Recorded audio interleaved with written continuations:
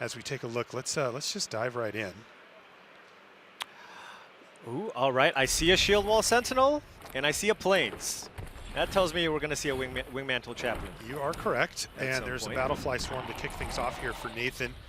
Not a highly rated common, but it's kind of a you do what you got to do. It's also worth noting that, you know, these pods are some of the very best players in the whole world. You're not getting anything easy. No, everybody knows what they're doing. Nobody's passing you some bomb and just not having played it before. You know, you got to scrap out a deck at an event like this. And these decks will often not look quite as good as the ones that you may draft on the ladder on Arena because the level of competition is so high. They're going to make it hard for you. Right. And also, you know, when you see somebody play something like a Swarm on turn one, at a competition like this, sometimes I'm scared. Because I go, okay, so they think their late game is incredible, and they just need this creature to just keep them alive until you get there. Right, card you'd prefer not to play. Sometimes there's a good reason for it. Let's find out if that's the case here. Here comes Elas Il-Kor.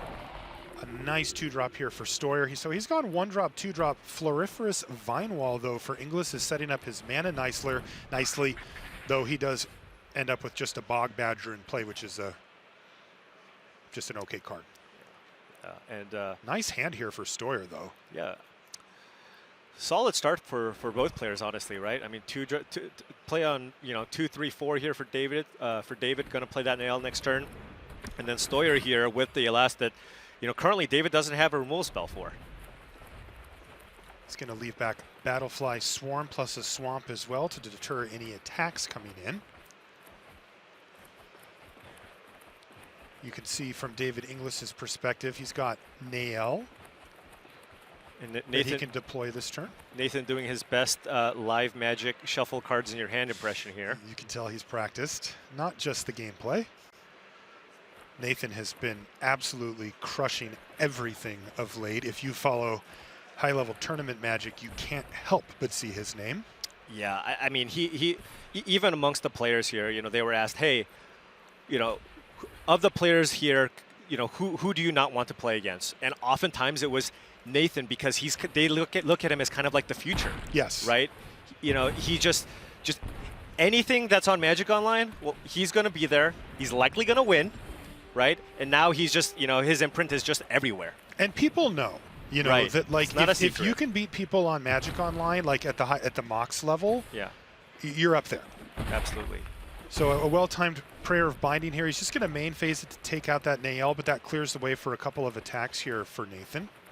And awkward here for David. He doesn't have a double off-color dual land here to play out that Sojourner. If he runs out either of his lands, it would still cost 5 mana. So can play an Aether Channeler.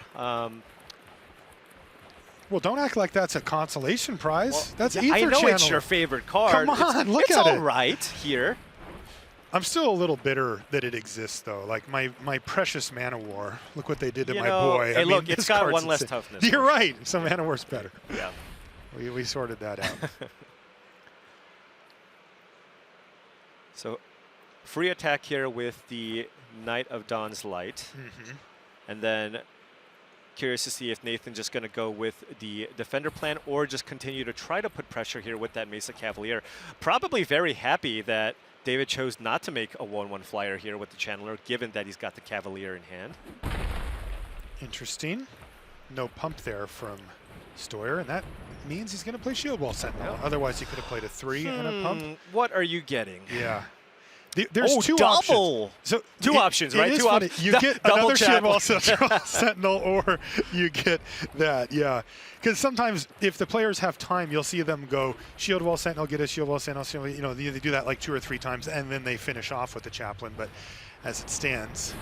Yeah, and David's, he's got the ground now locked up with the Sojourner. However, Nathan can just start flying over here with the Cavalier and the Chaplain. Yeah, he may want to go Barricade Cavalier this turn. That does get him an additional flyer, and it's more mana efficient. Right. He will net himself a 1/1 flyer, and he gets a 2/1 on the board here that can start attacking, so it makes sense. And if there are irrelevant ground creatures on the board, Nathan can also start cashing them in with the Barricade and drain David for 1 every time he does. Yes. So also quite strong. Yeah, if he draws a land, he could have Wingmantle Chaplain plus Barricade activation ready. And if he ever finds the other Shield Wall Sentinel or Wingmantle Chaplain, it's just like, ugh. Right. Now, Destroy Evil was quite a strong draw here from David. He can kill that Prayer of Binding, get the Nile back, and is just a red mana source short of having full domain. Okay. And then that could be a card advantage source for him. He right now can get a 2-for-1 off of Destroy Evil by putting Nail in and then blocking a Mesa Cavalier. This will probably lock Nathan Steuer into just sacrificing the Cavalier and playing the other barricade. I imagine that's what's going to happen here. Can still draw a land here, right? Yeah. You can still find a land to play out the Chaplain, and if you don't, you can just run out the barricade. And he does. There it is. Okay. Wingmantle Chaplain, very forgiving in this way. It's like, you can do it either way you want. Right. In this case, just being mana efficient. There is no way to mess it up. Yeah. Wow, and I mean, look at all these triggers. 44? What is going on here? Wow, and yeah, David really needs to find that red source. Man, I'll tell you, Maria's Outrider is a really good card. Looks a lot worse when your opponent's at 44. And look at this, Nathan going, look, I am not going to let you scry 4. I know you don't get to draw a card, but I can't let you unlock your hand. Hey, Blight Pile's legit here. Jeez, Nathan's deck is incredible. David is down to 10. He's going to fall to 8 here. There's a Blight Pile. This is 2 more tokens. That's 4 in the air. And then we're looking at, what, 5 defenders in play? Crazy. So, I mean, David absolutely needs to find a red source just to get this Blight Pile off the battlefield and cast that Heirloom Battle Hymn. What is going on? Jeez. He's at 52 life. So the Heirloom Battle Hymn may need to kill Blight Pile. But, I mean, can't even cast it here. Yeah. So I think this is basically just it here. You can Blight Pile for 5 and get in for 4, or get in for 3 with the block. Unbelievable. Yeah. What a beating. Nathan Steuer at 52 life. And a concession there from David Inglis. Just casually over double the life of your opponent. Steuer's been on an absolute tear for a year and a half. Why stop now? Just keep it going. And take a look. I mean, we got double Bulwark in there as well, right? And one other important thing that you want when you do draft these defender decks is finding ways to recur, right? The Wingmantle Chaplains. He's got redundancy in the fact that he's got 2 to search out, but if they ever die, you also have 2 copies of Eerie Soul Tender to get them back. You know, I know that draw went really well for Steuer, but I gotta say, if I'm in Inglis's seat, I'm like, how am I ever gonna win this matchup? Right. Like, this looks awful for him. He's like, hey, look, it's a 4/6, but I didn't have to pay that much mana for it. And Steuer's like, cool, I'm at 50, and I have 5 1/1 flyers and 2 Death Touchers on the board. Yeah, it's so hard. I mean, you could maybe look into the sideboard and see if you have a way to deal 1 damage to all your opponent's creatures. Choking Miasma is another card that people have been taking higher because of the existence of these Wingmantle Chaplain decks. You just need to find a way to kill a bunch of 1/1 flyers, and there's just not a ton. And if you look at David's deck, he doesn't have a way to just deal. And not only that, another way to deal with it is Essence Scatter, right? You just counter it before you even have the opportunity to put them in play. But David, again, doesn't have that either. Not liking his chances here, Paul. No, I mean, his deck looks great. It does. Right? You got double Outrider. You have a ton of lands. There's a reason he's 2-0. This just feels like an impossible matchup. Yeah. It's not that his deck is bad. It's just there was no end in sight. Like, and Steuer was crushing on every metric. Yeah. He was ahead on life total, cards, the damage race, cards on, board state. Like, well, we see an extra mounted coming in. It's like, I didn't find red last game, so let's. I have been guilty of that as well. I build my deck and I go, okay, yeah, I think I built this right, and then you just don't draw the mana source. You're like, you know what? I think I could use an extra white source. Yeah, it happens. Oh, and one thing I want to call out just really briefly. We didn't see Nathan draft, but take a look at his sideboard.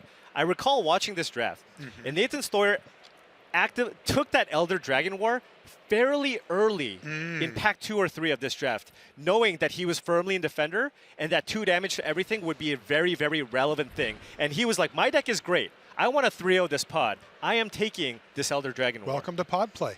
That's right. It's not recommended to cut cards, Right. but it matters. It absolutely can pop up. You see the mountain of shame there from the different mountain. yeah, you it's know. like, yeah, I brought that one in. Now Nathan does look like he has a mulligan here. Yeah. He may have already mulliganed. And David's hand is also quite bad, so wouldn't be shocked if he sends it back as well. Yeah, that's really awful there for David. I feel like he may need to. He's already mulliganed? Oh, boy. Oh, geez. Well, then maybe you have to keep it. But his deck isn't really, you know, if your strategy was to kind of be aggressive and beat down, sure. You're like, okay, yeah. I have a low curve. I'm going to play this Prodigy. I'm going to play a 3-drop into Colossal Growth. But, you know, I guess going to 5 is just a little too tough. And that was a mulligan there for Steuer. Yeah. And that's putting him on 5 cards, Paul. Putting him on 5 cards, but this is not the worst 5, right? This is actually really fine. You know, and putting one of the lands back here. And he finds a 2-drop with the Raven Man. This is all fine. And David's hand has basically nothing here, right? Right, it's a 2-2. Like he's going to start racing. And the land off the top's exactly what you want to see if you're Nathan Steuer. He is currently going to go 1-drop, 2-drop, 3-drop, and if a land comes over the next 2 turns, he will curve 1 to 4. And David with another land here, so brutal. What do you even do? You just attack and just like attack through the Raven Man? Yeah. Fantastic. Argivian Phalanx. That'll actually line up beautifully as well. Man, Nathan Steuer just unstoppable. Yeah, I mean, if you find land number 4, we're talking about a Phalanx that could potentially just cost 1 here, right? Oh, yeah, and 1 Chaplain in the yard. Okay, and he can cast it next turn regardless. That is true. So even if he bricks on a land, he still gets to add a 4/4 to the battlefield. Yeah, and David with only forests and mountains, that Sojourner 6 mana 4/6, not where you want to be. And there it is, Argivian Phalanx on the battlefield as well. And how aggressive does Steuer get? All the way aggressive. Of the cards. Everything in. And this Prodigy's going to have to trade off for something. It's really depressing, though, to be David. Like, you might want to trade it for the 3/1, but as you mentioned, there's a Wingmantle Chaplain in the yard now. Right. But it you is may slow. just be dead before that matters. Yeah, it is slow. I think we're going to see the pump spell here just to keep it in play, too. And fires a victory. No blue source, though. Can't even kill the Phalanx here. Only 3 damage available here for Fires of Victory. You're right. Can use it to kill the Raven Man. And then oh boy. And then next turn we get to play a 6 mana 4/6. Now, if Nathan can't find land number 4, and the Sojourner kind of mucks up the ground, okay, perhaps David can draw into his powerful spells. Yeah, right? If Nathan never finds land number 4, just absolutely never. Just absolutely does not do it. But you're finding the line, Paul. I like it. Look, a little bit of optimism in there. Things are a little rough here for David, so we're just trying to find the little crumbs of hope. Yeah. Yeah, this draw has not been good for him. Interestingly, Steuer on 5 and just putting the beat down on. Down to 13 is David. Granted, David's hand was also more or less a 5. Arguably worse, yeah.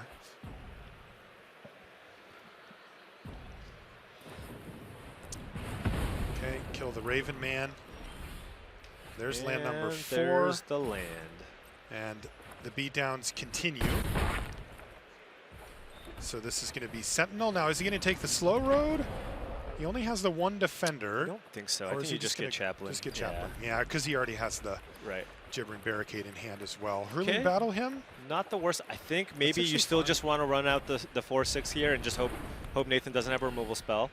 And of course he rips one Nathan right has off the top. A removal spell off the top. Unbelievable here for Steuer. He is unstoppable here. I guess you take it.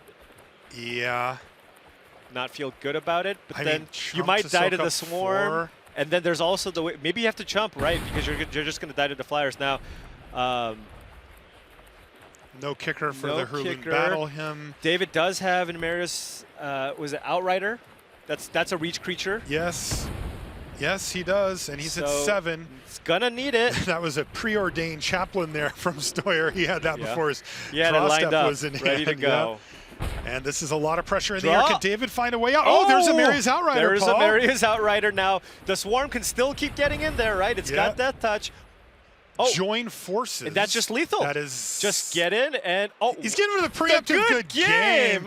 Brutality here from Nathan Steuer, but this is going to allow him to add 4 power, 4 toughness, and that is going to be 6. What an absolute thrashing by Nathan Steuer, who cleans up the mess here and comes away with a 3-0 out of his pod.